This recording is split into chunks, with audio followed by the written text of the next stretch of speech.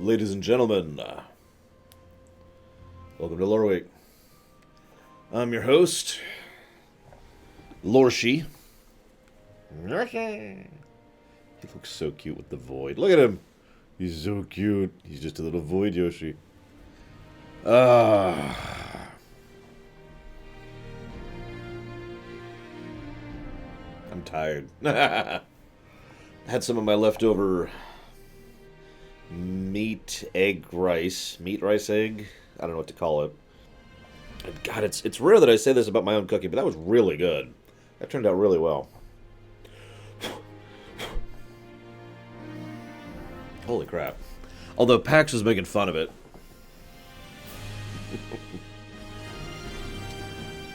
I've been sending him pictures of the stuff I've been making, even before I started doing the camcorder stuff. And his response was, "Why does your stuff always look the same? It always looks like just a pile of mush. Like, I'm sure it tastes good, but there's no presentation values." And I was like, yeah, that is true. Like, when I'm cooking at home for myself, I usually don't actually bother with presentation value. I know.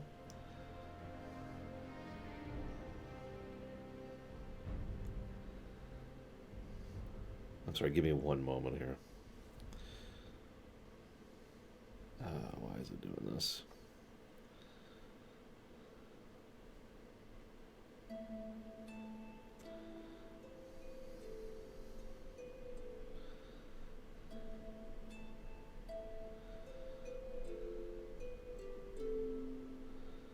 There we go. Okay, that should be done now.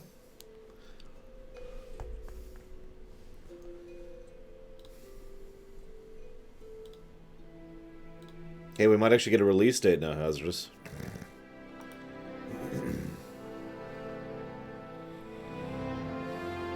That's weird, Dakoita, but whatever.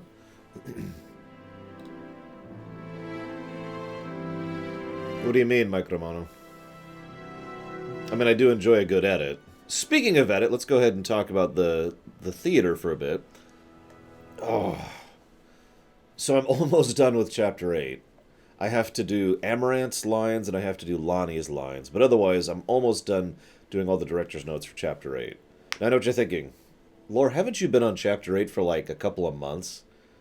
Yes. Yes, I have. Chapter 8 has been enormous. It actually dwarfs even Chapter 3, which was our previous largest chapter. For those of you who don't remember, Chapter 3 is the chapter where we enter Lindblum. But Chapter 8 takes place across Lindblum, and then Kondapit, and then over to the Black Mage Village, and also includes parts of I don't remember how to pronounce it. Medain Suri, that's it, Medain Suri. I mean, it's just holy crap.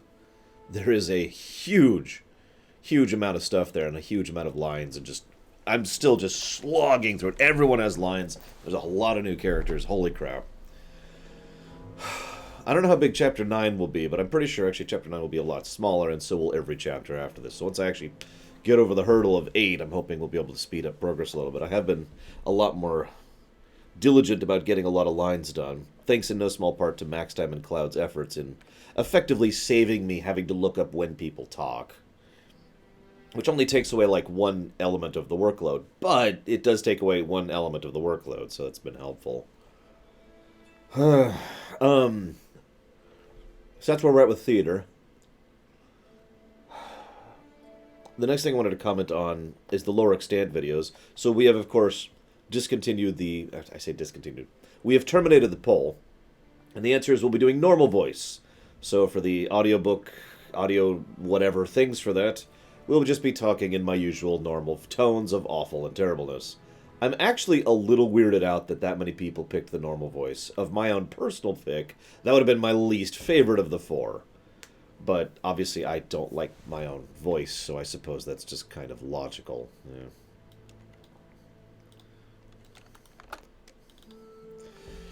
Yeah. What else? So there's a new Paradox game that's going to be released in October.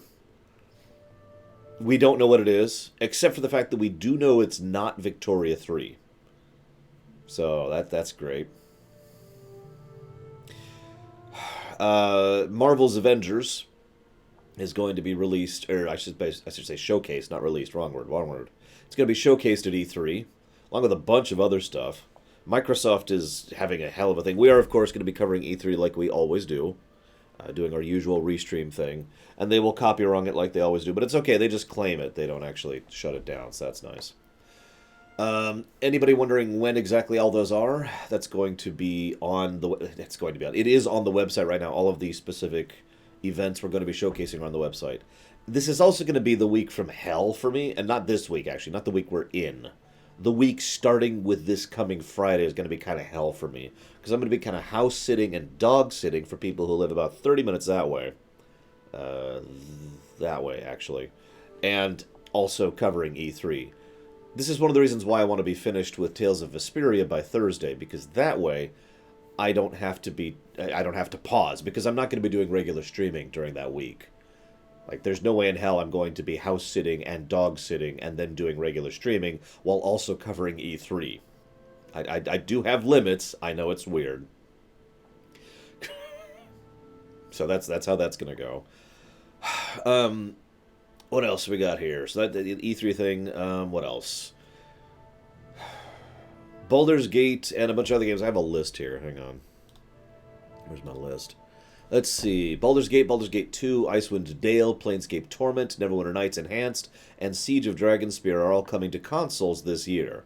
That includes the Xbone, the PS4, and of course the most important one, and the only one that matters. I'm kidding. And the Switch. I'm not sure what I think about that. I've talked about that with a couple of my friends, and the general reaction has been, how do you play Baldur's Gate on the Switch? Regardless, that'll be interesting, and as ever, I am in favor of everything being on the Switch, so I'm generally in favor of this. So, woo. Potentially, woo. Oh yeah, speaking of news and coverage, yes, we are going to be restreaming SGDQ, of course we are. That starts at the end of this month, and that's also already on the website. So we'll see where we go with that one. What else? iTunes is actually finally being nuked. I'm not even joking. Apple is going to be discontinuing iTunes and instead producing separate apps that are specific to each of the functions that iTunes does. I find that interesting. I'm not actually sure exactly what that's going to do for me. For those of you not aware, I use iTunes as my method of sorting stuff. All my playlists, my literally hundred or so playlists that I use to keep my music sorted are all on iTunes. I'm not exactly sure if that's going to affect me at all. Then again, I also haven't been updating iTunes deliberately for about 4 years now, something like that. So we'll see. What else? Microsoft made me laugh. Hang on, let me find the actual release thing here. Microsoft has announced that it's planning to bring more Xbox Game Studio games. So, more Microsoft games to Steam, freeing them from the confines of the Microsoft Store. The store itself isn't dead and gone. It's part of the plans to bring the Xbox Game Pass subscription service to PC, but it will no longer be exclusive. And I quote, "Our intent is to make Xbox Game Studios PC games available in multiple stores, including our own Microsoft Store on Windows at their launch. We believe you should have a choice in where you buy your PC games," says Phil Spencer. Now, as I've said before, I don't want to talk about Epic because it's become such a partisan issue that I don't want to have anything to do with that. But I do think this is a good move on Microsoft's part, and I really do. Because of the same reason I think this is a good move in general. Microsoft is not only going to be gaining some valuable PR at a time when a lot of companies have been throwing it out the window, it's also going to be helping them to sell games, because I know with total certainty that there are actually several people who have interest in several Microsoft Store exclusive games that are not buying them because they're exclusive to the Microsoft Store. Now, I have to include myself in that, but that's only because the Microsoft's gaming store thing is Windows 10 exclusive, and I do not have Windows 10. That's the only real hurdle for me. I mean, Ori and the Blind Forest 2, what else? There's one of the racing games. I forget which one, but it's an open world racing game, which actually really had my interest. And I feel like there's a third one. And I was interested in all three games, and I was like, yeah, oh, Okay, never mind. So we'll see. Was it? Well, I mean, it can't possibly be Forza. I've never liked Forza. It might be a Gaiden Forza game. I thought it was Horizon or something like that. It doesn't matter. Point being, this is an easy and quick and basically cheap move for Microsoft to make. No, it really is. This costs Microsoft effectively nothing, other than a few additional things for tossing the game onto Steam, and that's it. Okay, maybe it is Forza Horizons. There you go. It'll be the first Forza game that's actually worth a damn. I'm sorry, I'm just being mean. Well, yeah, this costs Microsoft almost nothing to do and has the potential for not only increasing sales, but as I said, consumer trust, and I'm with it. Good move. What else? A lot of people are like, oh my god, Larian's making Baldur's Gate 3. Maybe. We'll find out in about a week. I don't actually remember. Hang on, let's pull up my own website here, because as always, I like to use my own website as my schedule. Do you know my website has a schedule on it? So it looks like... I don't have it on the list. That means I don't have a time yet. Whenever the PC gaming show is, and I'm going to have to figure out when that is probably when we'll figure out what the hell is going on with Larian. Larian has been teasing 3, and people dug into the files and like, Baldur's Gate. And then immediately after that, they teased a 3, and Krakens and Calamari and Octopus.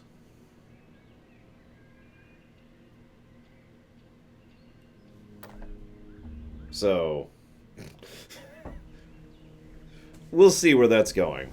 But I've had a lot of people been like, oh my god, what do you think of Larian making Baldur's Gate 3? My answer's always been the same. They might be making Baldur's Gate 3, but at the moment, all I see is that they're teasing something. So, we'll talk about that when we get there, assuming we do. Do we have a time for the... Now you got me thinking. Hang on just a second. PC Gaming Show, E3. Do we have a date yet?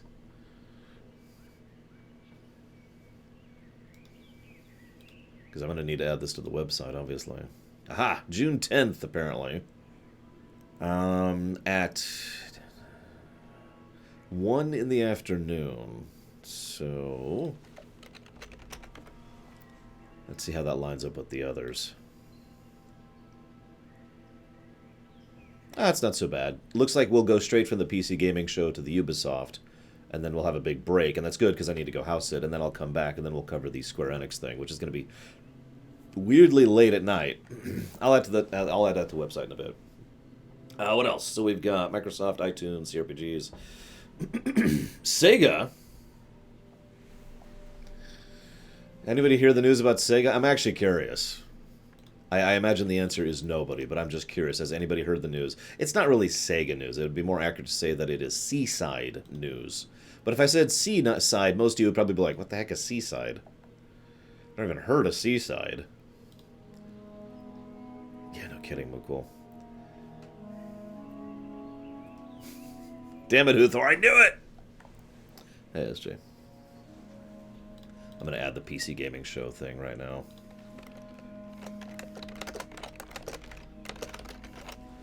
So that's going to be Monday. That's going to be the 10th. So all the times on my website are Eastern Standard Time, kind of. I know. There should be a way to make it so that it equates to whatever your time zone is. And I've torn myself in knots, and I've tossed this over to actual web designers, and the overall consensus is that we can't make that happen for some freaking reason. So if you're wondering why, that's why. There we go. Okay, it's now on the website. Boom. PC Gaming Show. So yeah, Seaside Games is... get off my screen. Seaside Games is an over company, an umbrella company, that goes over things like Sega, Bandai Namco, and you're probably thinking, who the hell are these people? Well, they make arcade games, or more accurately, arcade...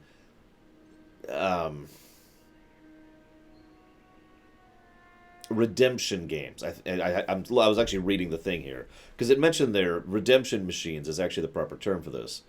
You know, if you throw a penny and it lands somewhere, you get something, or the claw game, or tossing a ball up, you know, that kind of a thing. I'm sure you guys have seen those at least at some point in your life.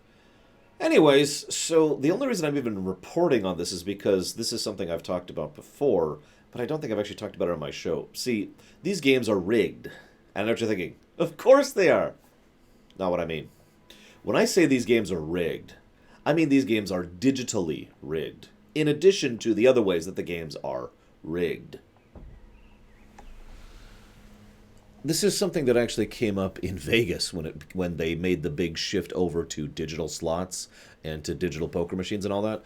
Because I know this is going to sound strange, but the digital back in the day when you did a slot machine, it literally would physically spin wheels, and those wheels would then have various parts of the mechanism that would be rigged, but it was still a physical wheel that was spinning. There was still some chance involved, right? When it comes to digital, everything is controlled. Everything is an equation that is very refinedly controlled and calculated and can have other variables built in. There is, to put simply, no limit to how long that equation can relatively be. In other words, you could say that, and say each particular slot has a, let's say, a 1 in 256 chance to land on any given spot, or maybe like and you just decide the range for each where it's going to start on. That's a one factor equation. But the thing is, and this came up in Vegas, they had the idea of, well, we can add additional variables to the equation. So let's say the same person has been sitting and gambling for, say, 20 minutes. Well, then we can add another equation that says change the y variable based on a percent of time spent. Y equals 1 over 256 times, say, 1m.3 times g, or whatever, right? And that would enable you to slowly increase the chance of actually winning based on the longer you gamble. This is the kind of thing you could do when it comes to digital chance things. And this is relevant to video games because video games do this all the time. Video games actually have a lot of what's usually referred to as bad luck protection built into them. Now, that's usually in the favor of the player. The thing is, the reason this came up in Vegas is because it was usually done against the player's chance, because it was actually possible within the way they were designing these digital slots and these digital poker machines to make it so that you never won, to make it so it just didn't happen. Anyways, thank you very, very much, Tomak. Sorry, I didn't want to ignore you there for the Kefka laugh. If you want to put those bits towards anything, just let me know. Thank you very much. So this came up because, getting back to our original point, Seaside Games have rigged their games in the exact same manner. Now, I didn't find the full report. I'm not sure why. I had the report somewhere, and it's gone. I've lost the link somewhere. But it was something like you had to try 700 attempts before you had an attempt that could succeed. In other words, it was the exact opposite of bad luck protection. It was preventing you from being capable of winning. Mathematically, basically the formula would then, to use our earlier example, be 0 chance out of 256, 0, until t equals, or actually this would be a equals, for attempts, a equals 700, or a equals 1600.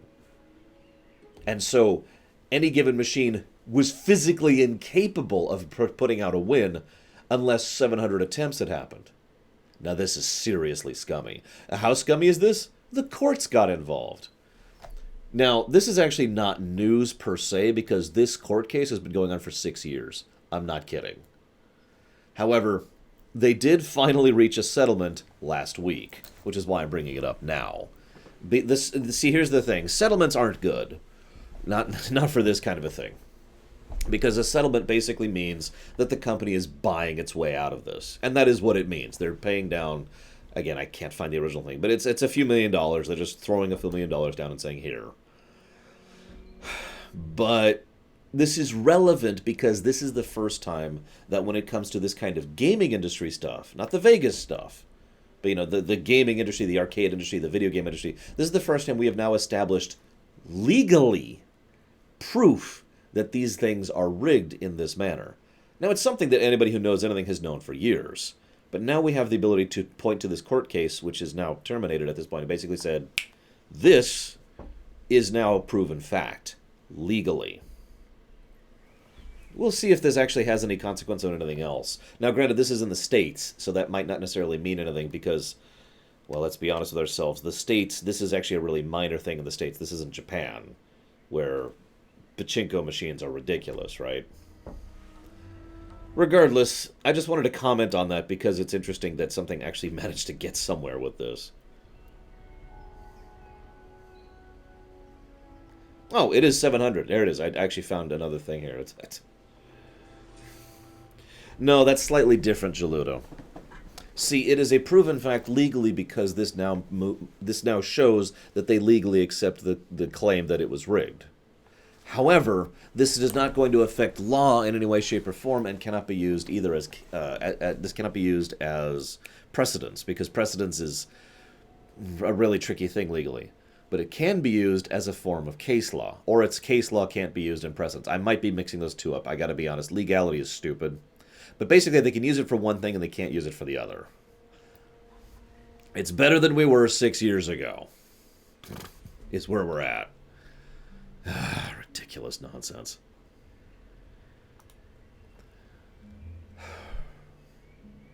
I'm pretty sure it is case law and it is not precedent. I'm almost positive about that. Especially since precedent is a really hard thing to actually make it happen. But anyways. What else? I think that's it for random news. I'm looking at my list here. That's supposed to make it better. Well, it's like I like to say, 2 is twice the value of 1. Just looking at my notes here, making sure I'm not missing anything. Oh yeah, they revealed the Malkavians are going to be in Vampire the Masquerade 2, so that's cool. There's also this new game called Mirador I wanted to mention very briefly, which actually looks kind of neat. It's a... it's kind of like Enter the Gungeon, top-down bullet hell sort of a thing. Tizaro likes to use all caps for some reason. And it's basically, there's 2 halves of the game. Half of the game is the bullet hell top-down thing. The other half of the game is designing bosses. And the way it's supposed to work is you design a boss and you release it into the wild, and then other people fight your boss, and then you gain loot based on it. What's Square Enix thing? Well, what's new from Square Enix? It's a nice place, Tizaro. So it sounds like an interesting concept. I wanted to mention it. So Mirador, Mirador, I think. Hang on a second. Let me actually write that down. Mirador. I was right. Oh, the Avengers product. We already mentioned that next time. So let's talk about our quote-unquote actual news. And I'm saying quote-unquote because I gotta be honest, I don't actually want to talk about this. Let's talk about Death Stranding. Who out there is really excited for Death Stranding?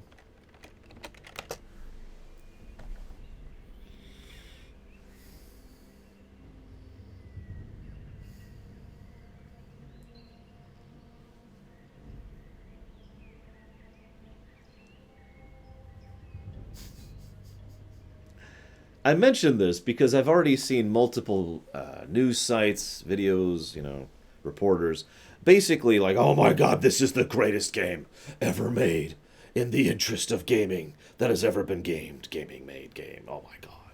I've had a lot of people blow up about this. Okay, I'm with that. I get it. A lot of people are really big fans of Weird. And a lot of people are really big fans of Kojima. And the two kind of blend a little bit. So, okay. I'm with it. I have no interest in it whatsoever. I'm going to go and to be real with you guys for a second. I don't like to lie. Kind of does, doesn't it?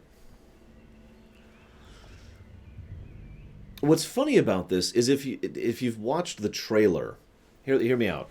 The trailers, I guess I should say, actually. But if you watch the trailers, they're really uninformative. Like, they tell you almost nothing about the actual game. Now, if you don't understand why that's significant, I gotta find the page. I should have just pulled up the page before this.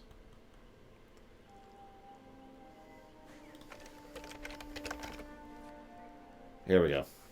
If you actually pull up the actual page, it talks about the game. Why do I have to put in my... Yes, I was born on January 1st,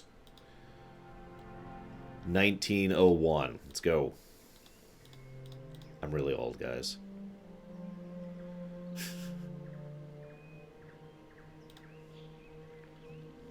Oh, it's not going to tell me, is it? Oh my god, it's not even here. Okay, now I'm gonna have to find it. The point is, if you actually look at the page, it says more information about exactly what the game is going to be involved in. You know, wandering around, doing missions, trying to explore certain areas, blah, blah, blah, blah, blah.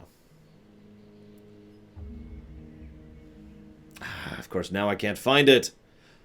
I woke up late and I'm really tired, so I'm not as prepared for this Loreweek as I usually am. You can go ahead and make fun of me. It's okay. I understand. Whatever. But the actual... I swear I saw it. I swear I'm not making this up. And it actually mentioned the Death Stranding gameplay mechanics. And it was like, oh, so there's actually going to be a game somewhere in there. Because if you just look at the trailers, there's nothing to really indicate gameplay of any substance. It's just... Is it a walking simulator? Is it just kind of moving around? Let me actually rewind a second, though, because there's a real reason I'm bringing this up. I don't just want to bash Death Stranding. That's not my point. I'm not interested in that. There are people who are really excited about this, and you know what? That's awesome. I'm actually pretty happy that there are people that are excited about this. You know why? Because it means people are excited about something. You know, it doesn't take that much to understand that other people like different things, and that they might actually really like this. Cool. Here's the question. Do we do a premiere run of this game? Now, I don't want to. I actively do not want to play this game. This game has already, as of the trailers we've already seen, ventured into squick territory for me. Already. So, my answer is no. But this brings us into kind of a strange territory here, because I know there's at least some people who are interested in that being a thing. Now, this isn't happening until November, so we've got some time there. But, you know, it's just a little bit too psychological. It's just a little bit too gross. Crunching babies, just no. It doesn't work for me. It's not technically forbidden, because it doesn't actually cross any lines that are part of the forbidden list, that are part of that thing. So the only way I could do this is if I just go ahead and say, oh, and now Death Stranding is on the forbidden list, which I do, of course, have the power to do. And now Takoida's already brought this up. Takoida said it was too risky just a few seconds ago. Let me explain what that means. It is entirely possible that the game is fine and won't actually get to me in any substantial way. It is also possible that the game will really bother me, kind of like the Hellblade Senua situation. If the game is in this category, and I go ahead and put it up for Premiere Run, and it's funded, then I am obligated to do that at that point. The only option would be to try and refund people, which I do keep records of that sort of thing, but this would be a hassle, a substantial hassle to do, right? And would also kind of be a form of false advertising, because I would basically be failing to fulfill my obligation to you guys, right? I mean, I already refunded some of the money from the Assassin's Creed Odyssey premiere run for a similar reason. As Takoida points out, given the fact that this is a Kojima game that is off the limits, you know, it's off the leash. There we go. That's the term. It's off the leash. That inclines me to think that this is not going to be something I want or enjoy. Because Kojima has always been somewhat about pushing the envelope about what he can put in his games. Whether that's a good thing or a bad thing, I'm not saying. But it is definitely a definitive fact. He has always tried to push the envelope of what he has been allowed to put out there. And he's always been held back by, you know, by the money people and by the corporations and the suits above him. There's nobody really holding him back on this game at all. And that worries me. That's the kind of thing that I don't think I want to be a part of. It's, you know, there's a reason I don't like Tarantino films, you know what I mean? We'll see. But this comes up, the reason I'm bringing this up now is not only have I been asked about the Death Stranding trailer roughly 700,000 times, slight exaggeration, over the last week, but also because several people have already said, when's the premiere run happening? And several people have already said to me in private that they want to put money towards a premiere run of Death Stranding. In other words, since as of hopefully the end of next week we'll finally be adding new games to the premiere run list, Death Stranding could hypothetically go on that list. You know, now, even though it's coming out in November. This is why we're bringing it up now. Now, Venters brings up an interesting point. Valid, Lord Harrimont. Ventures brings up an interesting point. Things can be removed from the forbidden list. That's actually happened before. In fact, that's happened just recently as of this year. I'm not going to say what it is because I don't want to draw attention to it, but that is a thing. So we could just add it to the list for now. And if the game comes out and we know more about it and we see more about it, then we can be like, okay, maybe it doesn't actually deserve to be on the list, and remove it from the list, and then we can fund it at that point. It's not like we have to play every game when it comes out, right? So that's not a bad compromise idea, but I wanted to discuss this in an open forum with you guys because, I this is your show too, right? So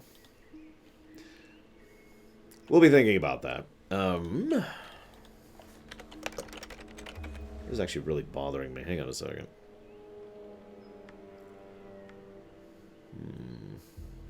Is this it, maybe? No, this isn't it. I swear there's something that says gameplay about Death Stranding.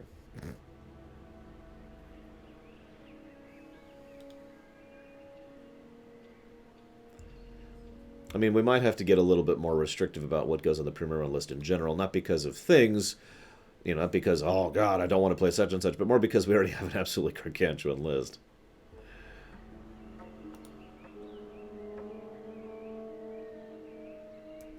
Yeah, I had to remove Last of Us 1, or The Last of Us from the Forbidden list, and the moment I did, a rumination was requested for it. And that means technically Last of Us 2 is also on the list, so we'll see where that goes. But anyways, I guess we can move on now. Let's talk about what's next. Ah, yes, we're talking about Modern Warfare next. Kind of. We're not actually talking about Modern Warfare. Not really. I'll be honest with you guys. So, for those of you not aware, they're making a game called Modern Warfare. It is a reboot. It's a reimagining of the original Modern Warfare. Yay. It is... They're including some of the old characters. They're not including most of the old characters. They're just kind of doing their own thing. They've already stated openly and publicly that they want to make this a serious examination of just how messed up warfare is, and blah, blah, blah, blah, blah. I don't know what I think about this in full totality. If anybody who knows me knows that I'm actually a really big fan of Modern Warfare 1 and Modern Warfare 2. And I've never hidden from that. And I've stood by that statement ever since I first played them, all the way up until when we did the somewhat recent lore run of both games. They're excellent games, in my opinion. A reimagining reboot, which is it's going to be called, the actual title is Call of Duty Modern Warfare. Let's just go ahead and start with the obvious thing. Why? Why reboot it? Why go back to the first game? I mean, I know games do this a lot. I mean, not as much as money does it. Or money, wow. Not as much as film does it. I mean, how many films have we seen that are coming out this year that are rehashes of older films? And I don't mean like in the obvious every film's been done way. I mean in the literal Aladdin just came out a couple weeks ago kind of a way. So you kind of get why they're going back to the thing that was really popular. Call of Duty Modern Warfare 1 is actually still very well praised and very well loved, even to this very day. So yeah, sure, no, they absolutely want to go back to the well and be like, yes, this was popular and it makes sense, blah, blah, blah, blah, blah, blah, blah. But I have to admit, and this is the main thing I do kind of want to talk about, the reimagining part admittedly catches my interest a little bit. Yeah, they did, Hasdus. I saw that interview. Because the idea of effectively creating an Elseworlds, which is what a reimagining functionally is, for a story, is engaging. I mean, you'll notice we've got another Mass Effect Elseworlds question up there. So I don't even have to make this point, do I? The last 2 weeks in a row, well, 2 lore weeks in a row, we've had Elseworlds questions, which have dragged out for almost like 40 minutes each time, because it's fascinating to discuss what-ifs. So it's logical from a creative perspective and from a personal perspective why there is such an interest in something like a reimagining. Because there's a lot you can do with taking the core tenets and effectively making something new out of it. It's also probably worth noting that there's a bit of bleed over between, especially when it comes to games, of a reimagining and a remake. Since a remake is functionally taking the same game and doing it better, whereas a reimagining is taking the same game and doing it different. And you can see how these two things blend over substantially. But for, and there, I don't want to talk about that too much. But I mention this because the idea of reimagining Modern Warfare does, I will admit, actually sound interesting to me. Like I'm actually legitimately interested in this concept. I'm not sure what they're going to do with it. Max Time already mentioned something in chat, and I agree with him. This could either be a good reimagining or a bad reimagining. I'm actually trying to think. I'm trying to think of a good example of a really bad reimagining off the top of my head. A good example of a good reimagining would be Battlestar Galactica. Now, I can't stand that show, but it's mostly because it just goes over the line 50 times a week, just for the hell of it. But it is still a very well done, very well constructed show that treated most of its mythos, concepts, and continuity very strongly, right up until the ending, which was crap, but I don't want to get into that for spoiler reasons. But I know a lot of people who would agree with me that the Battlestar Galactica reimagining was a good reimagining. Now, a bad reimagining...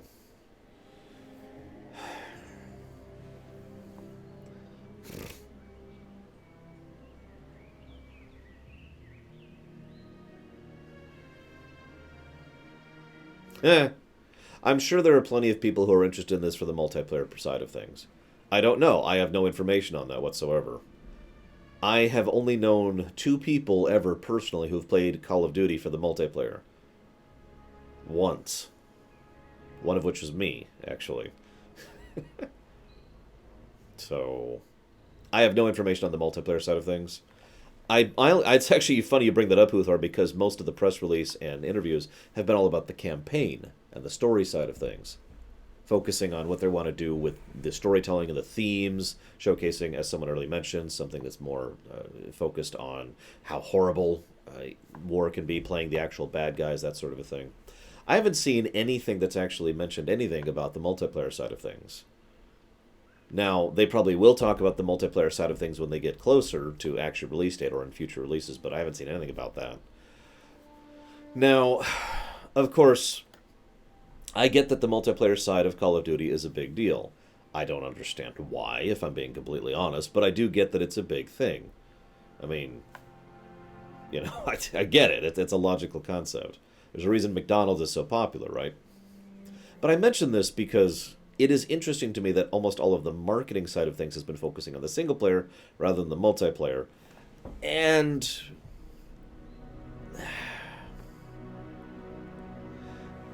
a Call of Duty recently came out.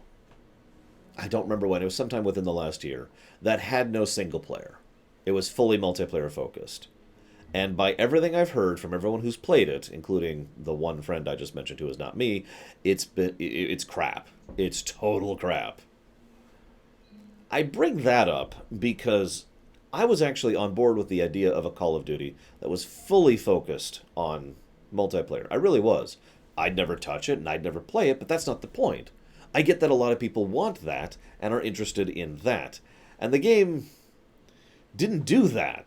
It didn't spend the time and effort and attention and focus on really making an excellent multiplayer mode with multiple game styles or a huge variety of kits or interesting dynamic stuff you can do with the terrain or, you know, multiple matchmaking options or leaderboard options or whatever. Instead, it was basically just another Call of Duty game. Almost copy-paste. In fact, I heard from several people that it was actually worse than the previous one. Rax asks, how well did it sell? It sold very well. I'm going to have to start coming up with the Transformers syndrome, aren't I?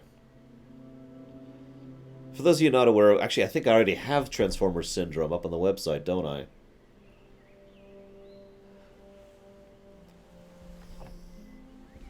For those of you not aware what I'm talking about, did you know that the Transformers films sell very well?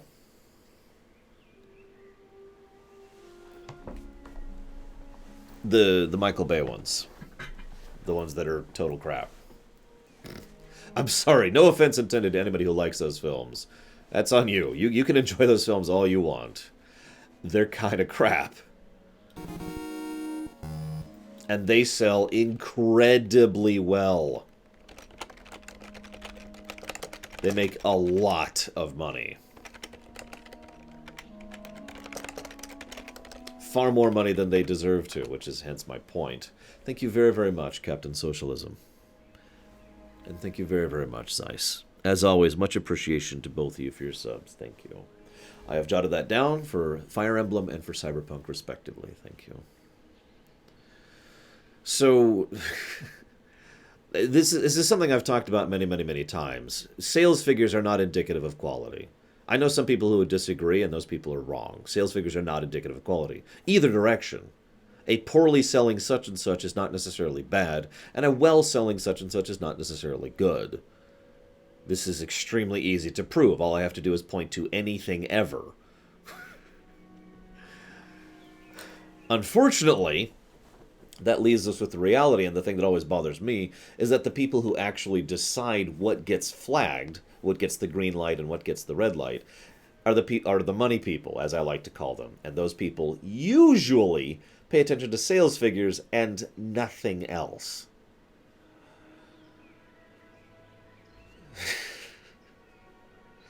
Now, I'm sorry, I'm getting a little bit off topic. Let me rewind a second. You know what I would love? Legitimately. I would love it if they really focused on making an awesome campaign and it was legitimately good, and if they focused on making an awesome multiplayer experience and it was legitimately good. Not only would that be a win for Activision at a point in time where they kind of need a bit of a PR win right now, but it would mean that in reality land, we, the actual players, would get what we want, right? Like, we would be adding to the substance of the universe, as I like to say, to quote Data. That would be awesome. However, we'll see. And that's the problem with the reimagining right there. The very concept of fair, Dakota. That's actually a fair point. The concept of reimagining is absolutely fascinating to me. How many times have you ever sat down and thought, what would I do if I was writing Mass Effect 3? I am hopeful that there are at least enough people on the creative team who are working on Modern Warfare who have that mentality. Oh man, I get to make my own Modern Warfare 1 story. Oh, I can think of all this stuff I want to do, right? Because in my experience, that's how we get good things. The money people and the economy and the investment bin just kind of cause issues on a global scale. But in my experience, and this is also a bit of speculation, there's enough creative people who legitimately have a passion and interest in making something great that's why we get good things, despite everything. That's why good films still come out. That's why good shows still come out. That's why good games still come out, etc., etc. Is because even despite all of the motive of the people actually making the decisions, the people making the product are interested in making a good product. That doesn't always work out, of course. Anthem, excuse me. Oh, I had something horrible stuck in my throat there. But it does work out sometimes. We'll see. I'm cool with this being put up as a premiere run whenever it comes out. We don't even have the beginnings of a release date right now. I imagine we'll learn a little bit more at E3.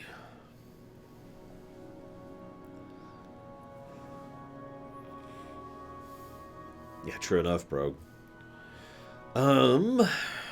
So I think that's it about that topic. Let me look at my notes. Yep. So now we're going to hit some questions. Oh, I should mention something before we move any further. Sorry, I meant to talk about this in the random news section. I knew I was forgetting something. We're not actually streaming for the second half of today. I've already mentioned this before, but I'm going to see a movie. And I know what you're thinking. Lore, how dare you go and see a movie instead of stream? And if it makes you feel any better, I do legitimately feel bad about doing this. But the only available movie time... We could only see it today. That's the only day when his schedule aligned with my schedule.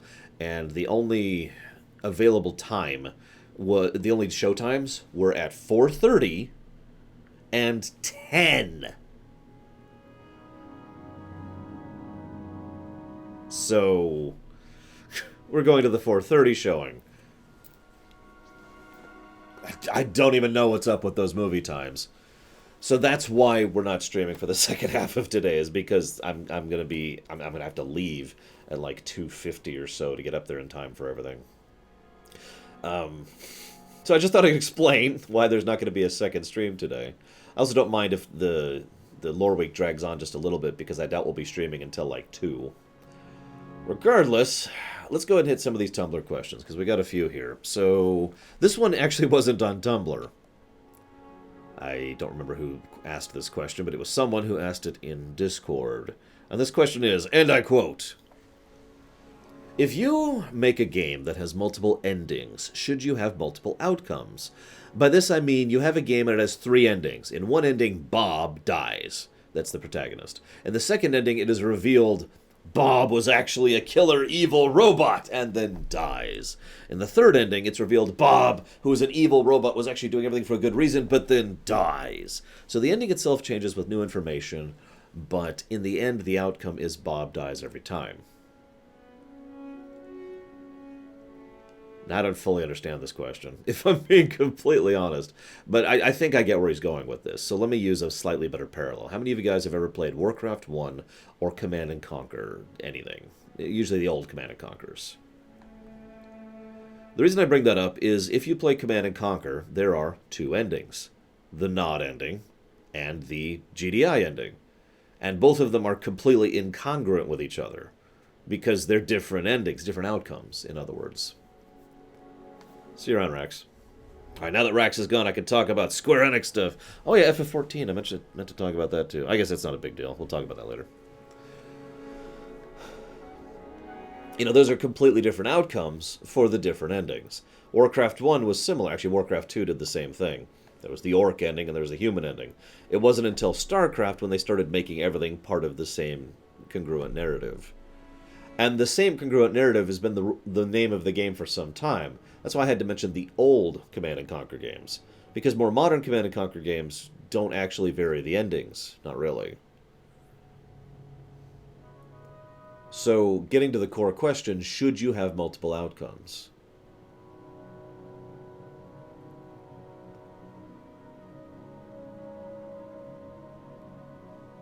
I have a couple thoughts on this, but I thought I'd leave the question open for you guys. Several people have mentioned replayability, which of course makes sense. And obviously, this only works if it's in continuity, because continuity is the most important thing ever. At least when it comes to storytelling. But like, for example, we could name plenty of games that have a substantial amount of different routing and paths and character stuff that you can go through, but it always ends the same way. Now, I know you're going to make fun of me for this, but I'm going to name one example of this. Oblivion. Oblivion always ends the same way. However, the path you take there can vary substantially, both in terms of what kind of character you are and in what kind of stuff you've done on the way there. But Oblivion's always going to have the same ending, right? Now, sequels is the other thing to be kept in mind here. That is also valid. I'll go back to the Warcraft examples. With Warcraft 1, they had to basically just decide which of the endings was canon. And so Warcraft 1, the orcs won. Then they had to decide which was the canon ending for Warcraft 2. They got a little tricky there because they actually mixed the orc campaign and the alliance campaign together in Warcraft 2 to make the canon ending. But the canon ending was still the alliance wins.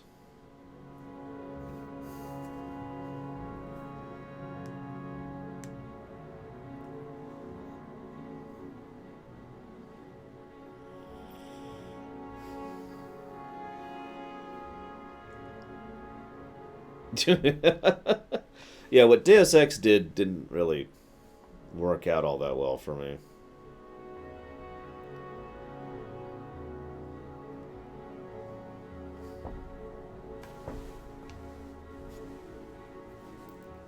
Dragon Break. Yeah, that was not a good idea, in my opinion. With the advantages of hindsight, the Dragon Break was a terrible idea. Now, what Huthor mentions is possible. It is possible to have different endings not both be congruent for a sequel. But the thing is, if you're going to have that happen, you have to have the ending have minimalistic impact. So to go back to Warcraft, you can't have, if the orcs win or the humans win, those are incredibly incongruent with each other, right? It completely changes the face of the setup of the world. So you can't really just say whichever when it comes to a sequel. You have to pick. But with something closer to, I don't know. I'm trying to think of a good example here, actually. That isn't KOTOR. I can't think of an example. Mass Effect 1? Well, Mass Effect 1 didn't have multiple endings. Dragon Age Origins had multiple endings, but well, I guess Dragon Age Origins isn't a bad example. Because there are certainly impacts that affect the world, but most of them are more regional than anything else.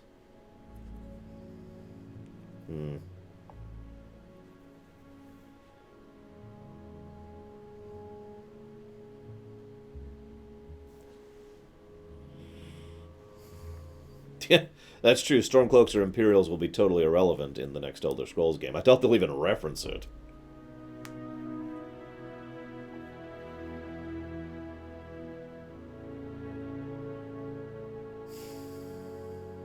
The other thing there, see, you mentioned that, Leander.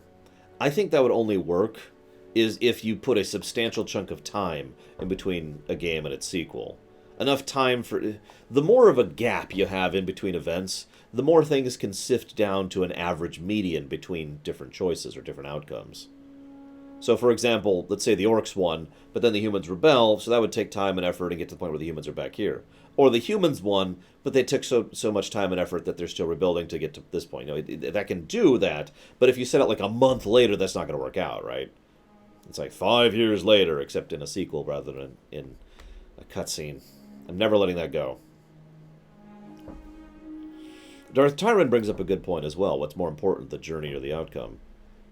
Although I'm a big proponent of good endings to video games, which I know sounds like a stupid statement, but I bring that up because most video games don't have good endings, in my opinion. In fact, I would say the overwhelming majority of video games do not have good endings. Like, there's exceptions, of course. There are games that have good endings, but then there's games that are bad dudes. You know? Or Neverwinter Nights 2.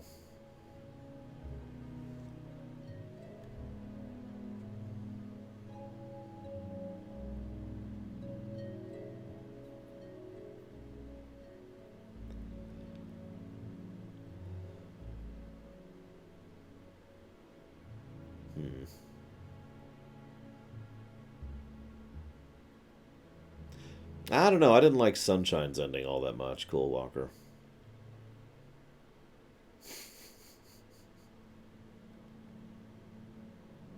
Well, The Witcher 3 ended with...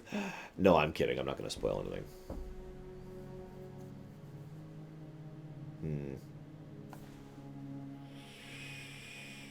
Yeah, the Nier Automata thing is not exactly a bad example of how to also have the same different endings with basically the exact same outcome. New information changes things. The core question was, should you have multiple outcomes?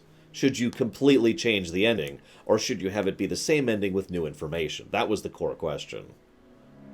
I mean, the answer is obviously both, but I am admittedly a fan of the new information, new context changes the circumstances kind of thing. But I also am totally fine with the nod winning or the GDI winning. So, yeah, I'm kind of on a whichever works best kind of a situation. Depends on the game, depends on the circumstances, depends on what you're going for. Now, we all know that every game should have continuity. Sorry, Uther.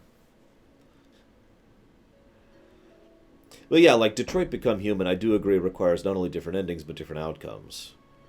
Although, you could, admittedly, Detroit Become Human could also be a thing where they have the same ending with different different endings with the same outcome. Sorry, I was saying that in the wrong order.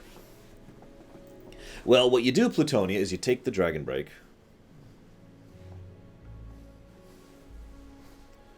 There we go. Okay. Hello, Dragon Break. Okay, we're good. You get my idea. I don't have much else to say on this, so I guess we'll just move on to the next question, because I know you guys like talking about Mass Effect. And I know like guys like talking about Elseworlds, so we're going to talk about vampires. This question is actually from like 4 weeks ago at this point, but we had so many Mass Effect Elseworld questions in a row. I did like it was like 4 within the same week.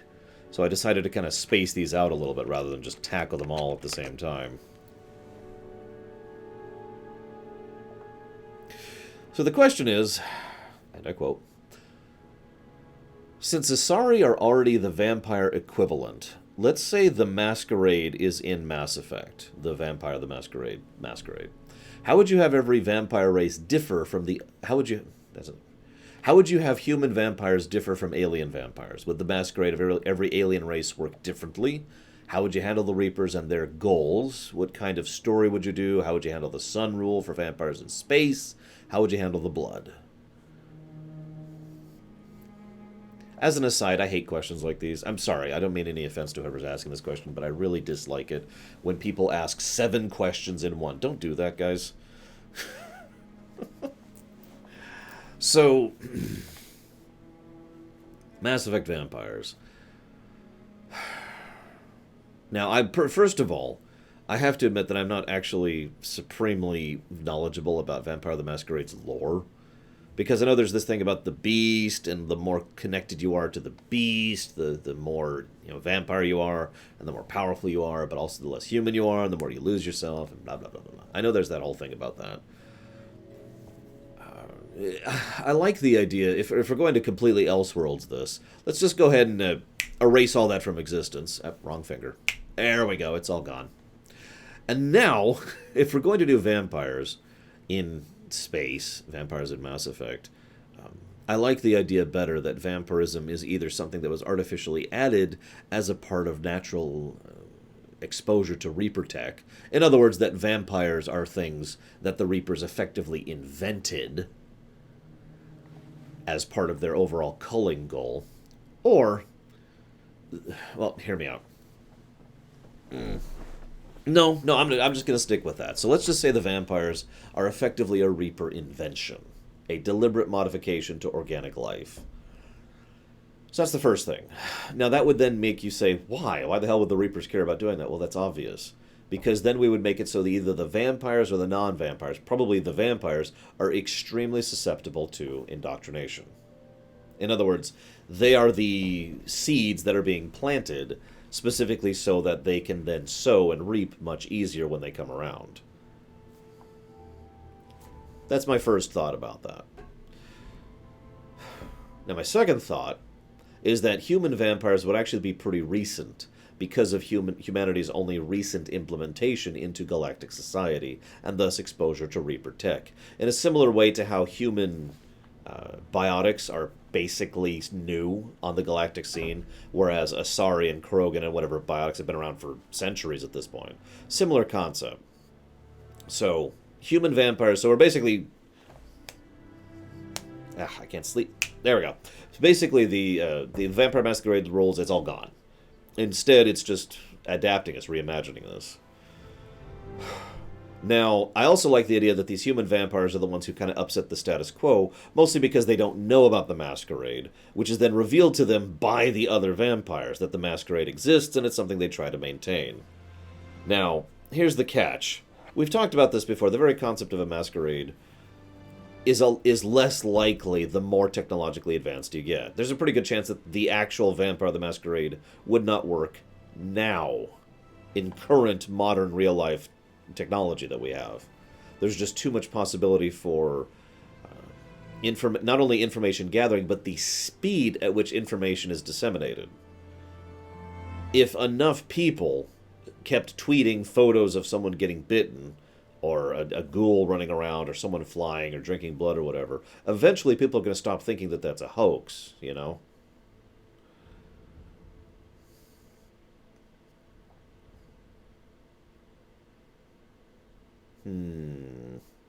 I like that idea, Takoida. In fact, we could say that a decent chunk of, Reaper tech like that was similarly trapped in order to try and get more species to, not only to space, but into vampire status, or at least having their own vampires. So,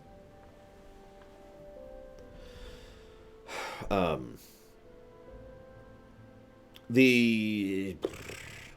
Yeah, no kidding, Lord Harrimont. I'm not sure what else you could do with regards to the Vampires Masquerade side of things. If we're going to accept that, we're going to have to basically presume that the Masquerade either magically stays up, or it's one of those not really Masquerade kind of situations. If you don't know what I mean by that, it's the idea that most people don't actually... Most common people just kind of know it's there but don't really care. And only the upper echelons are really fully cognizant of the full situation. In other words, the idea that most people know that vampires exist, or think vampires exist, or debate if vampires exist, but there's no real hard evidence at the local level, at the normal level. But like the council, or whatever her name is, at Omega, higher up people, or people more connected, would be fully cognizant not only of the fact that vampires exist, but know the actual rules and specifics. Allow me to use a Witcher parallel here for a second. There's this bit where a gentleman is talking to Geralt about vampires, and he says, "Ugh, vampires, pathetic. Everyone knows how to stop a vampire. You expose them to light. You stab them in the heart with a stake." And Geralt's just shaking his head like, "No, dude, it doesn't work that way." I like the idea of that. In other words, people know vampires exist, but they are so misinformed on how vampires exist that functionally there is still a form of a masquerade there. People don't realize the extent of influence of the vampire people, and people have no idea how the actual rules of vampires work at all. I also like the idea that each species of vampire actually operates a little bit differently. That's a whole thing there. Yeah, exactly, Colgrim. I think that Cerberus would absolutely be involved in this, one way or the other. I also think that... Like, it would be interesting... I can't think of his name all of a sudden. The Shadow Broker. God, I couldn't think of his name. The Shadow Broker is someone who is, like, makes a special point of keeping tabs on the Masquerade side of things, and blah, blah, blah, blah, blah. That's as far as I think I can go with that. I have another question for you. How do you think the sun thing works? Now, I'm going to go and be blunt. The sun thing has always made the least amount of sense for me of the various vampire mythos things.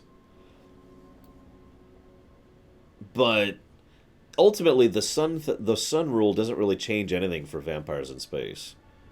Like, let me put it to you this way. If you were to go up in space right now, you'd be baked by radiation and rays coming off the sun. Because there's a whole layer of atmosphere that's not in between you and that star all of a sudden. So in other words, a vampire in space who is unexposed would actually require more defenses than someone who is down on the Earth.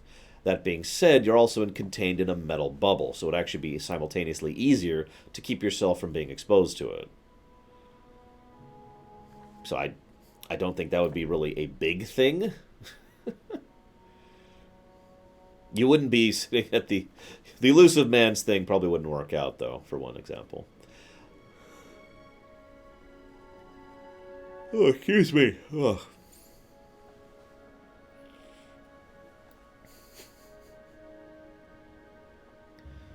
You mean groups, Cool Walker? I'm sure there would be at least several groups dedicated to hunting vampires.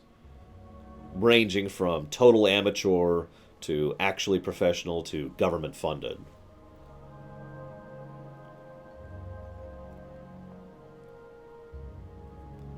I'm looking at those thoughts here. The last part of this question here, so I've already mentioned the Reapers, I already mentioned the Masquerade thing, I've already mentioned the Sun Rule. The last question is, what kind of story would you do with vampires in Mass Effect? I have no idea. What do you guys think?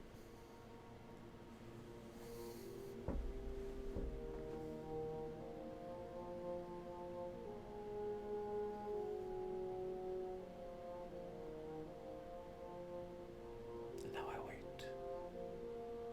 Would anything change? I mean, it would make the galaxy... So, I kind of already said the story. I guess I lied. I do actually have an idea. I already told you guys the main plot change. I already said it. Vampires are Reaper agents. They don't know it, but they are.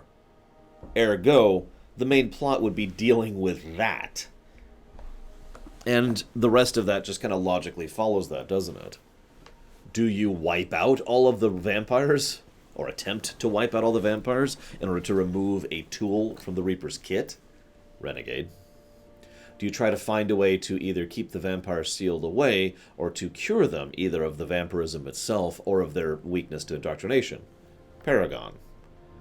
And either way, the goal would be to remove one of them from the equation from the Reapers, and thus being able to defeat the Reapers by effectively making it so they can't infiltrate every society simultaneously.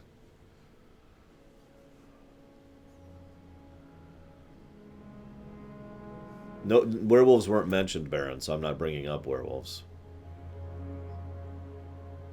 Mages weren't mentioned either, for that matter. There's werewolves. There you go. Done.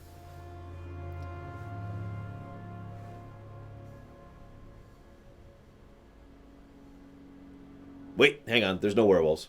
Okay, we're good. There we go.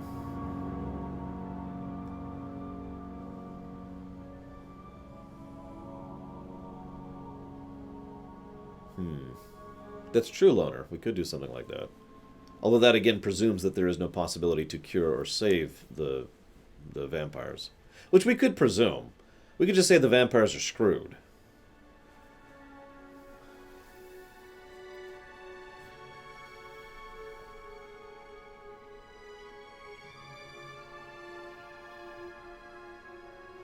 Oh, I'm sorry. I thought we were assuming that Shepard would be a vampire this whole time. I apologize. So Shepard's a vampire. There we go.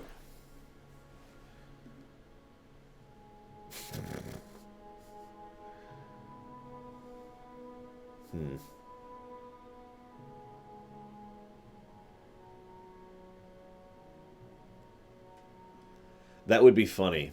Being a vampire and not knowing it. I'm pretty sure you'd find out pretty quickly. Ah, that sun looks great. Ah! We bite or we die. There you go. Writes itself.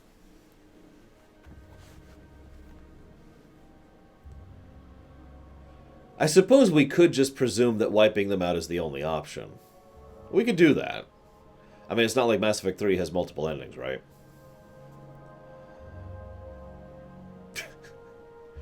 I'm sorry. I just pictured, so instead of the red, green, or blue beam going throughout the galaxy, it's like a yellow beam as we just bathe the entire galaxy in an inordinate amount of UV rays, wiping out all the vampires in the whole galaxy in one blast.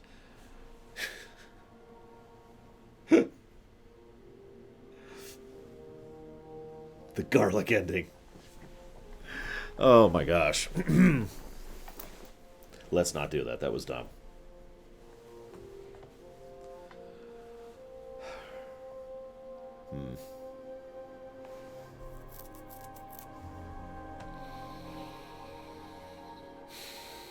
See, I was thinking something similar to Quetta. I wasn't sure if I was going to go with Krogan or not, but I was thinking of the idea of what if there's like one race that is just all vampires, the whole race. You're born a vampire within that particular species. Because there's some ways that could throw around the status quo as well, like the Geth. Wait, that doesn't make any sense at all. But something.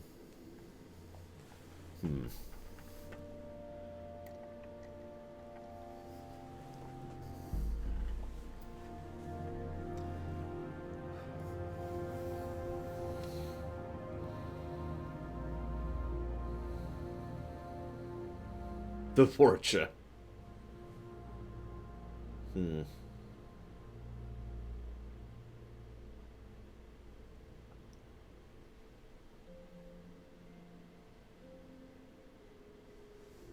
The only problem I have with vampirism being uncurable is it means there's only one solution. Really. Like, if vampirism is not curable, the only possible way the story can go is to wipe out all the vampires. Unless we want to have a Join the Reapers story arc, in which you help them kill everyone. So, kill all the vampires or kill everyone in the galaxy. And these are your two story options. That's the only reason I kind of hesitate from going down that particular path. Why do these agents need to be vampires? I don't understand, Disco. What do you mean? Oh, you're asking why the... Because the vampires were one of the bullet points we are stuck with, Disco, so we have to use them in some manner.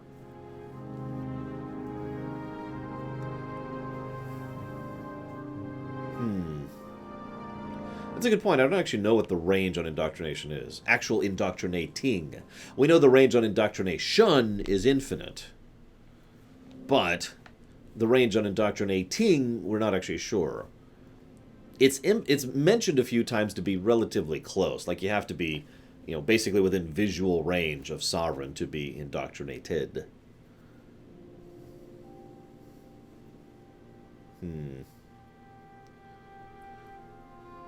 That's actually not a bad idea. I was already thinking about paring down the Reapers from 700 billion to 200 to something.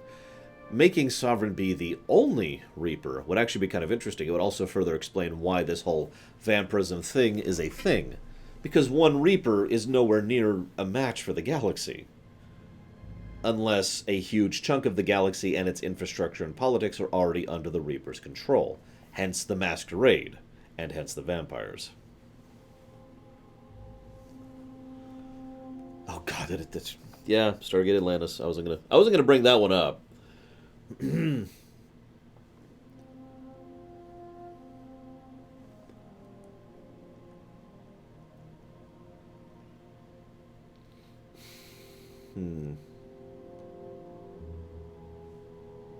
I admit from a logical perspective, the Vorcha are probably one of the better choices to be a vampire race. But from a thematic perspective, I don't quite like that. I feel like there's more we could do with another species. Although the Hanar would actually be hysterical as a natural vampire race, wouldn't they?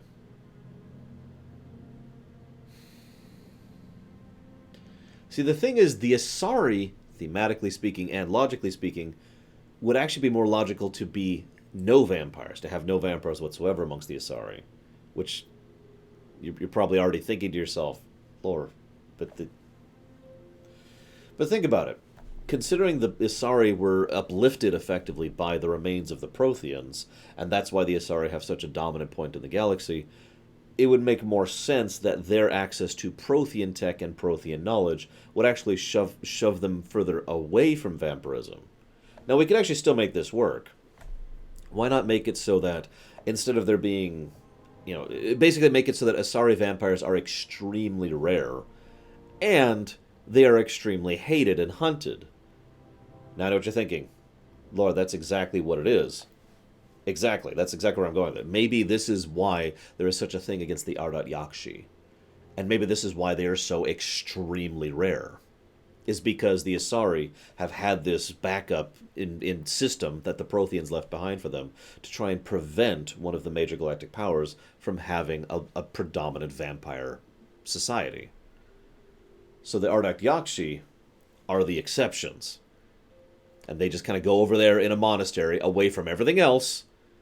So the Reapers can't get to them and they can't get to the rest of their society. And the overwhelming majority, the gargantuan majority of Asari are not vampires. This could also lead to the whole kill them all idea. Because I could see the Asari counselor reaching out to Shepard and being like, so... And she could be the one who actually informs us of what the vampires are relative to the Reapers. Because the Asari would know. Because they were told by the Protheans. You follow me?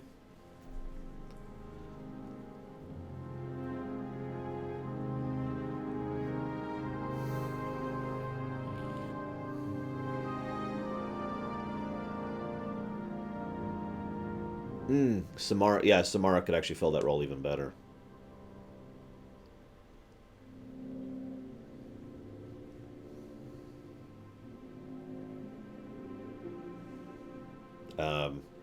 Well, they're vampires, Disco. That's all I got.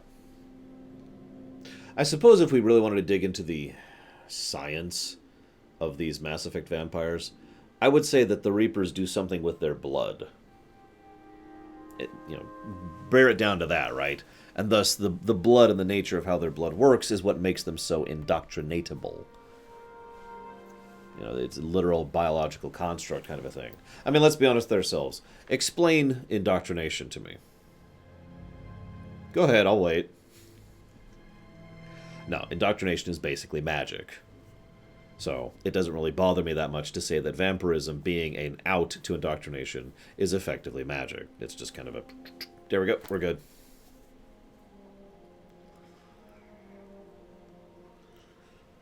Hmm.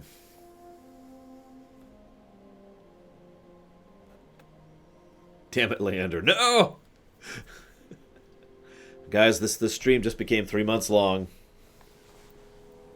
Yeah, the husk creation process is also basically magic, especially with the speed at which it happens. Yikes. Hi, Adam.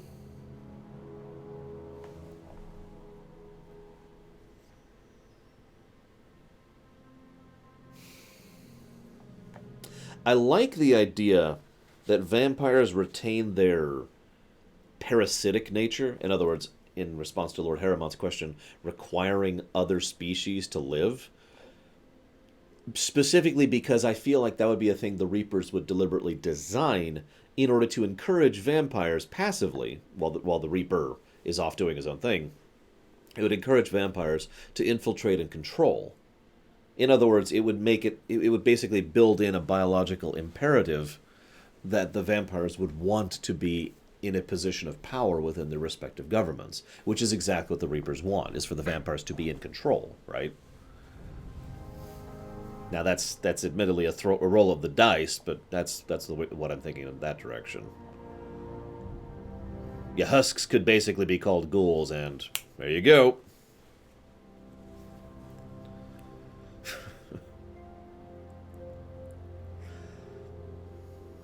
If Shepard was a vampire, how would Mass Effect change? Well, I mean, obvious, isn't it? Someone mentioned the idea of a vampire POV character. Just make it Shepard. Make Shepard have to decide to effectively wipe out the vampires for the sake of the greater good of the galaxy. And of course, that also means Shepard themselves have to die as well. I mean, that just kind of slides in neatly, doesn't it?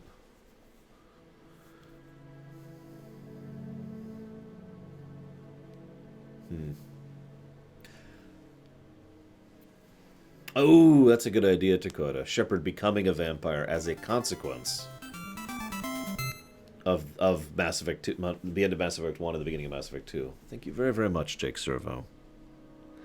As ever and as always, much appreciate your subs. Thank you. If there's a future stream you're interested in, you'd like to put that towards, just let me know, and I can jot that down. If you're interested in everything, we can do that too. But just let me know, and thank you.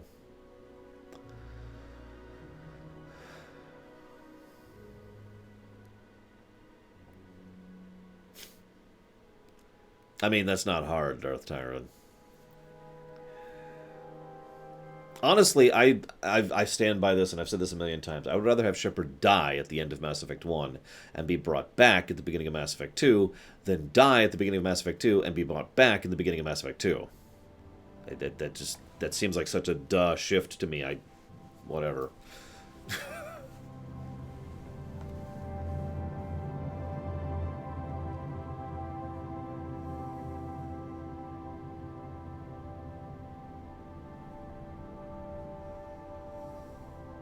That'll be tomorrow, Disco, since you missed the earlier bit.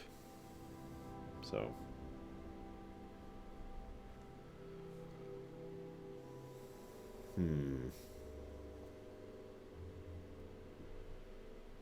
Is Tim a vampire? I'd probably have that be a debatable, like something that could happen, depending on consequence.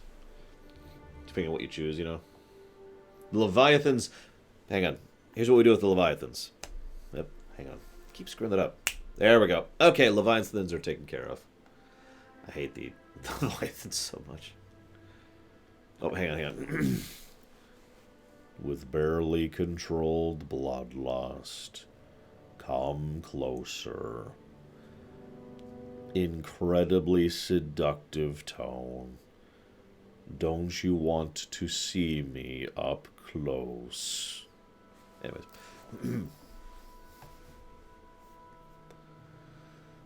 So, if Shepard was a vampire, the only way that could work is if Shepard never comes into contact with a Reaper.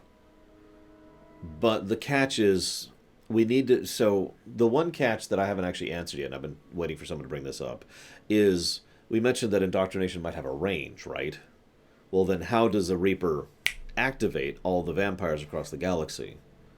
Now, the obvious answer is Sovereign connects with the Citadel, and the Citadel sends out a signal. Basically, boosts the indoctrination range to a galactic level.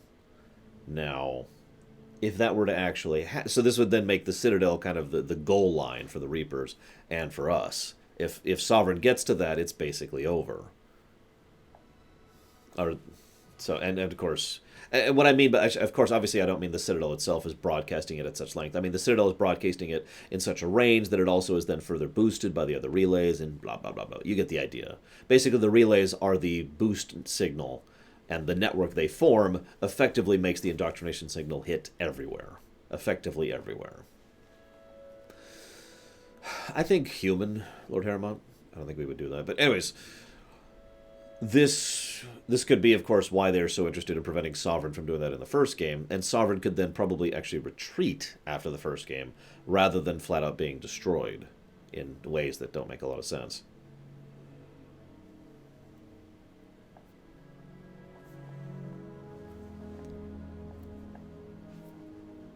Well, I mean, the difference between those is effectively minuscule at that point, Darth Tyron. Someone who is indoctrinated... Oh, excuse me. Someone who is indoctrinated and receiving no commands, and someone who is not indoctrinated are functionally the same thing, and will continue to be the same thing forever, assuming no external influence. Regardless, the idea there being that obviously trying to keep Sovereign away from the Citadel, or any relay, would be a major plot point, and, of course, trying to wipe out the vampires before he has a chance to send the signal would be the other major plot point.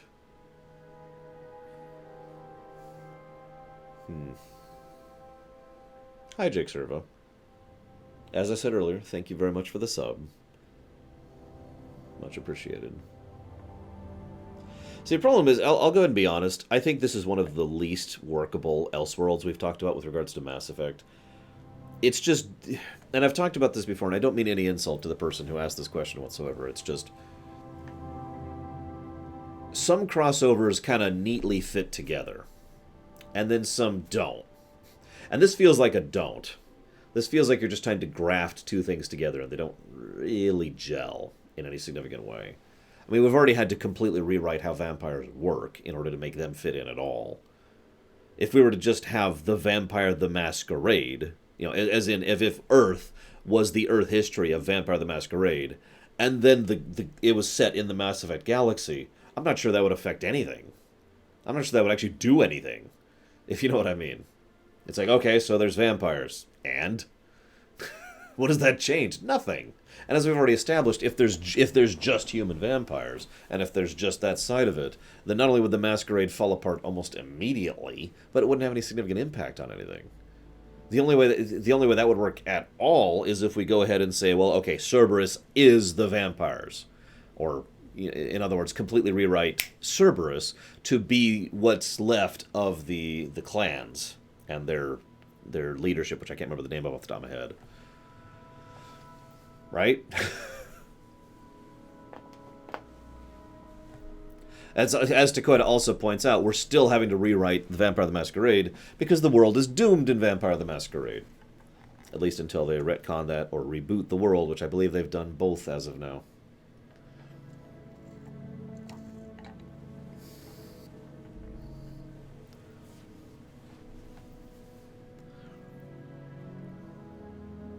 It's actually not a bad idea, Mega. The Rachni being the vampiric race.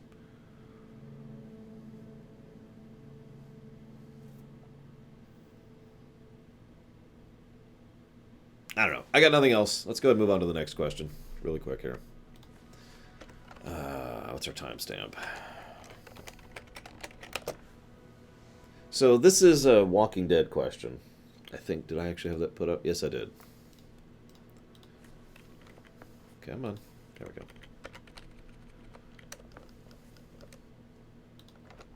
How many of you are familiar with The Walking Dead?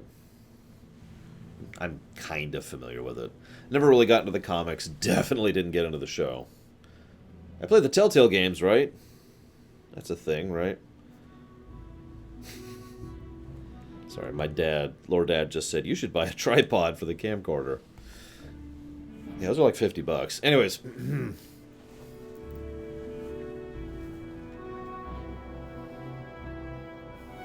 It is a zombie apocalypse. It's technically a doomed apocalypse, too.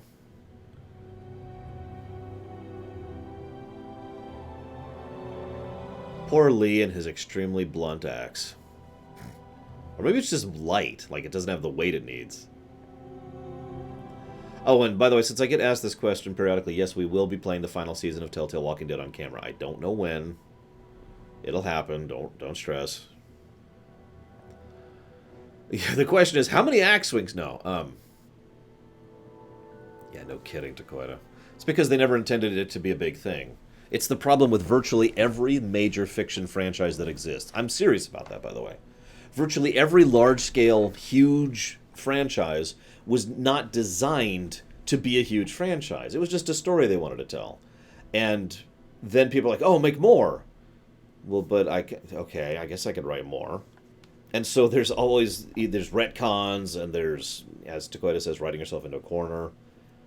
It's been a problem for decades at this point in history. This is going back to the 60s and 50s. But anyways, moving on. So here's the actual question. What if, in a setting like Walking Dead, we found out the infection only affected the Americas, and that those across the ocean were still living life mostly as they had before? What do you think of a twist like that? And how would you have Clementine react to proof of that being the case? Let us assume the rest of the world did not help or interfere with the Americas for fear of infection. What's funny is we've kind of talked about this exact same concept over in the Fallouts many times.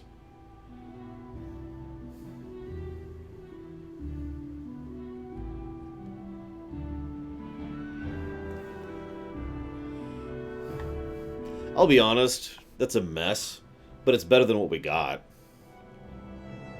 I'm serious, by the way. If as written, the whole world is infected, that's the end of humanity. It's a doomsday situation. There's no winning there. There is just how long you can delay the genocide of humanity. So at least having people who are actually not infected somewhere in the world is kind of like, okay, well, there's something, right? There's some possibility for a future. The problem is Ginger Ninja. If Ginger Ninja wouldn't stop spreading the zombie apocalypse to every other place in the world, we'd be fine. But no, he's like, I want to tour New Zealand next. There we go. Now I'm going to go to Russia, and then I'm going to go to France, and then I'm going to go to New Guinea. Oh, come on, Ginger Ninja, stop spreading the zombie plague. It's not that hard. Thank you very, very much, Ginger Ninja, for spreading the zombie. I mean, for your donation and support. As always, much appreciated. And welcome to the 2-year club. You are now our 3rd person in the 2-year club. Congratulations. I hope you like the platinum badge there. And, as always, if you want to put that sub towards something, just let me know. Or you can put it in the interested in all category. That's cool, too.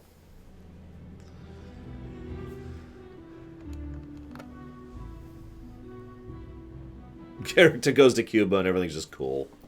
They go to Cuba. Oh my god, I finally made it. And everyone there's just like, what? Here's the problem. If just the Americas were infected, then it would spread. No, seriously. Of course it would spread. There is no way in hell. We've actually done real-life studies. There are actual organizations, plural, you got it, Ginger Ninja, whose entire jobs are to prevent global spread of illnesses and to study them. Specifically in the case of things like this. Now, obviously, they're not doing it because of the zombie plague. They're doing it because of real-life illnesses. But that is a real thing that real organizations really do. Right? And if you've looked at any of the studies, let's just say that it's gonna friggin' spread. There's no way. Unless you just magicked a solution, there's no possible answer for that. At least not as described. We'd have to effectively rewrite how the zombie plague itself functions in order to make this work. Now, we could do that, and I'd be okay with doing that, because frankly, the zombie plague in Walking Dead is completely ridiculous. I think you're right, Jake Servo. I haven't read that book in a while, but I think you're right. Well, no, I mean, it's true, isn't it, Savicom? Think about how many people would get out or try to get out. So the way the zombie plague works is like this in the actual Telltale thing, in the actual Walking Dead thing. Everyone's infected. It's airborne. Everyone in the world has the virus as of the moment in time in which everything's gone to hell. Now, certain things accelerate the virus and certain things activate it. So basically, if you die for any reason, the virus basically activates and you get back up as a zombie. If you are bitten or take a sufficient amount of violent damage, then it also activates and then you turn into zombie. That's the basic rules of it. Now, the zombies effectively last forever, and they're not super affected by the environment. And they're attracted to noise, and I think there's a few other specific rules, but that's basically how the rules work. Exactly, Halo. This is what's bothered me about this setting for forever. Oh yes, they see something, they're attracted to that. They do have a bit of a thing where they don't go after fellow zombies. That's never actually been properly explained. Oh yes, the zombies are also magically good at stealth. And that sounds like a joke, but it kind of isn't.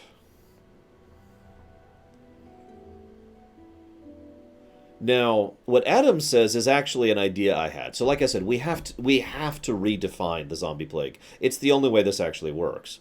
Actually, that has happened, Psychotic. The virus gets passed on to children. So even new people who are born are also infected. In fact, in the games, very minor spoiler, one woman dies giving birth, and you can imagine what happens immediately after. Don't worry, we saved the kid. Just, ugh. We almost didn't, you know what I mean? Yeah. Anyways, yeah, fun stuff. So let's go ahead and okay, it's magic. So why don't we make it a curse, a traditional curse? And like most curses tend to be region locked, right? So what if there's effectively, let's just think of it as a barrier, like an encasement of the Americas, and everything in this area is in the state that I mentioned. You know, if you are there, you are infected effectively, and if you die or are injured or bitten or whatever, then you will turn into a zombie. Funk. Thus, anybody who leaves the Americas would no longer be cursed because it's a range thing. It's a there's a term for that. I can't freaking think of it. It's geographically based, in other words. So if you manage to get out, you're good. If you manage to go in, then you are now infected. Proximity? That works. We'll go with proximity. It's not the word I was looking for, but whatever. So, now that by itself, frankly, would make more sense than the actual series, but also would then kind of help to explain how the rest of the world could have remained uninfected, because it would actually be impossible for the rest of the world to be infected, right? Well, see, here's the thing. Savicom brings up the other idea. So a person leaves the field, and they're fine. What happens if a zombie leaves the field? This is actually probably in World War Z too, where zombies would kind of keep going, either underwater or through the water, until they got to new shores, and problems would happen. So there's two options that I can think of. One is what Vigilant just said. A zombie leaves and just the magic that is sustaining them ceases and they're gone. Or we could also say that they effectively, because of the fact that they are already at this point in a cursed state, they just keep going. And thus become sort of a... Well, they become a zombie, which can then spread and infect to others. Not to the same level, obviously, because, you know, you'd still have to bite and it would still have to be propagated in a more traditional manner. But it would still make them actually be able to accomplish something. It could also be we could actually do an in-between. Maybe they only continue to exist for X amount of time, you know, as the battery drains, so to speak, until finally they just cease. And as Takoida points out, because nothing does this right with zombies, maybe they just... The more damaged they are, the less likely they are to keep going.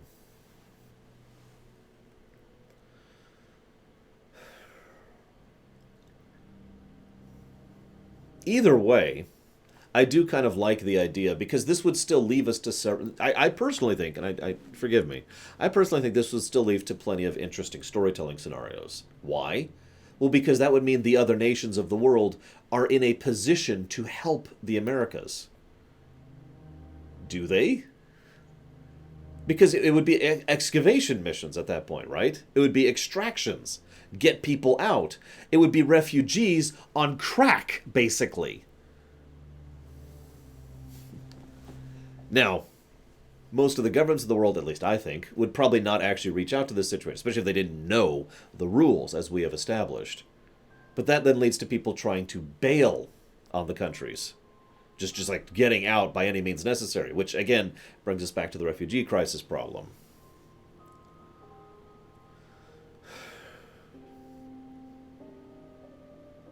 Oh god, I know what you're talking about, Jake Servo. And yeah, that was aggravating. Well, there's no virus, Baron, so that's not an issue.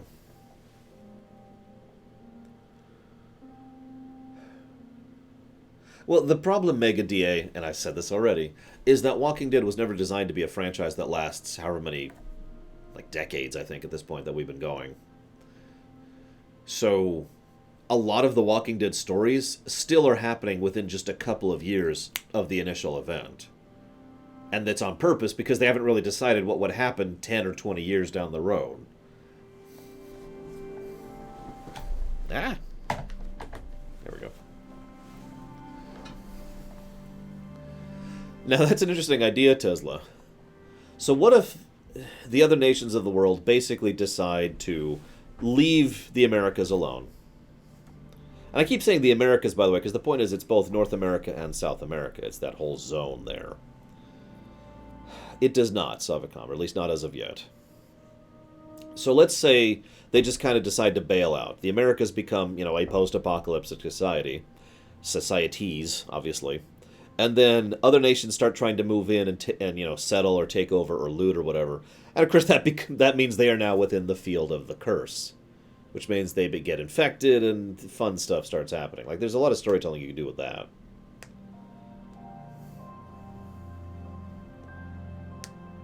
We never answered one question. How would Clementine react to this? What do you guys think?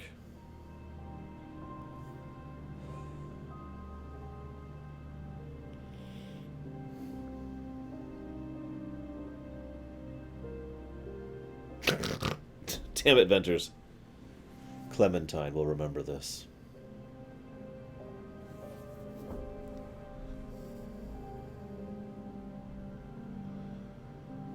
Oh, I imagine there would be some kind of naval blockade. I could just picture a desperate family on a raft trying to sail away, getting gunned down by insert other nation here's military for fear of the infection spreading. Made even worse by the fact that, as I described, they aren't actually in danger of spreading the infection, so they killed them for no reason.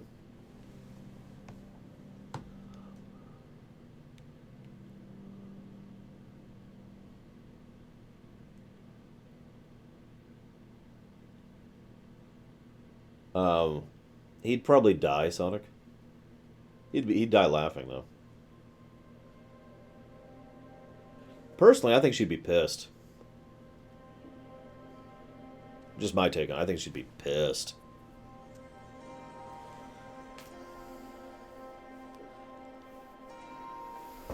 I wonder.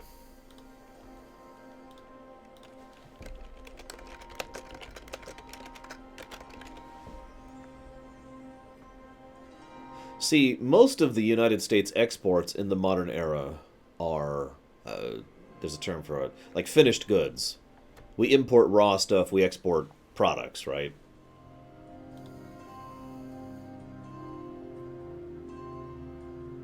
The thing is, we export a lot of stuff. Here we go. There we go, here's some good info.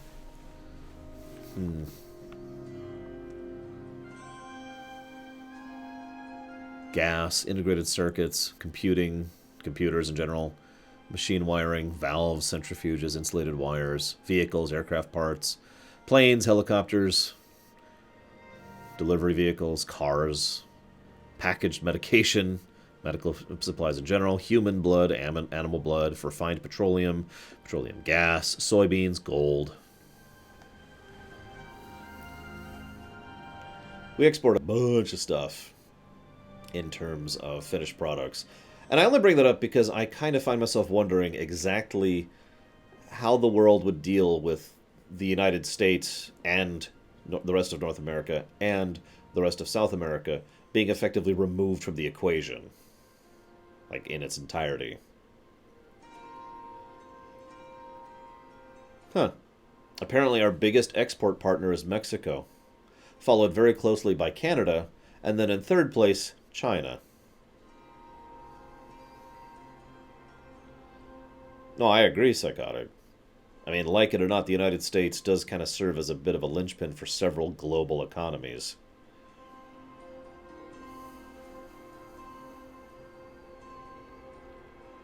Japan is number 4, by the way, with Germany being number 5.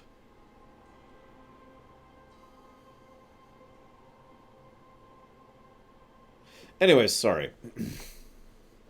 Point being, would literally bringing soil to other countries to spread the curse, I would say no. That doesn't fit with the way I'm thinking of this. I'm pretty sure that so obviously the long-term goal would be to try and actually remove the source of the curse, whatever that actually involves. I'm not sure how feasible that would be, but that would probably, instead of curing the virus, it would be removing the curse would be the goal.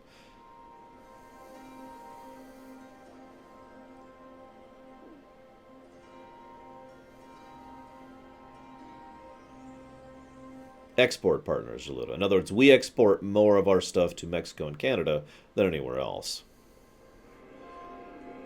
Our import partners are China, Mexico, Canada, Japan, and Germany, which probably sounds familiar because it's the exact same number, the exact same countries that we also export to.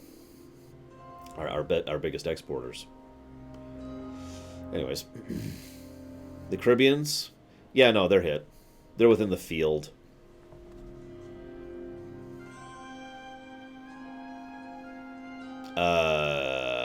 I suppose it depends on what the plague is, Baron. If we're saying it's a curse, then probably not, no.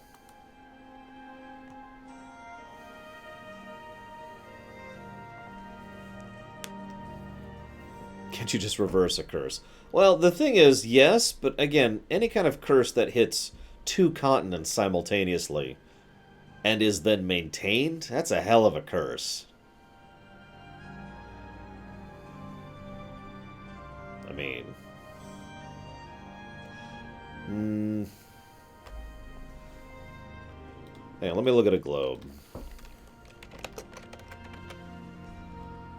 I'm pretty sure the Hawaiian Islands are too far out to really be hit by this.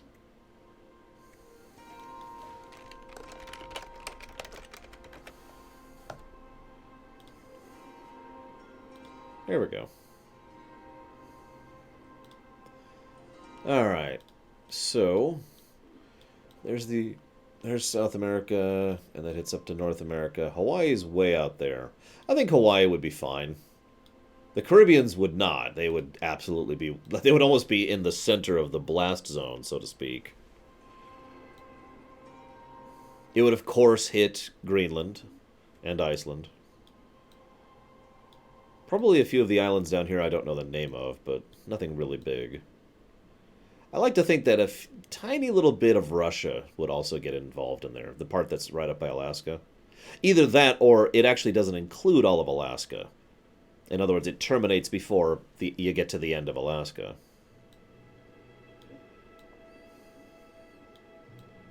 Hang on. God, this is really irritating to move here.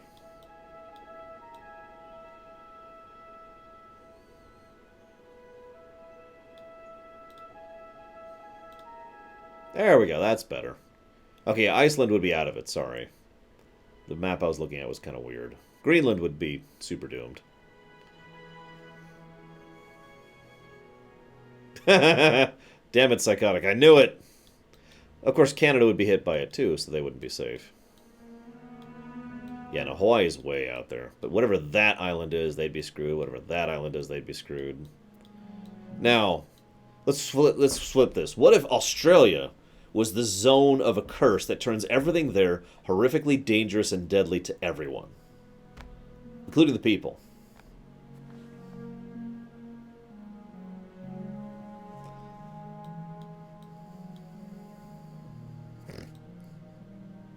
Anyways.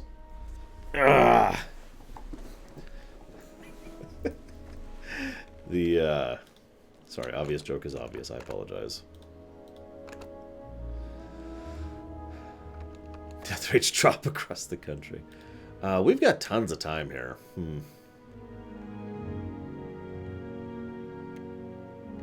2 hours. Okay, here's what I'm going to do. I'm going to go ahead and cut off local recording.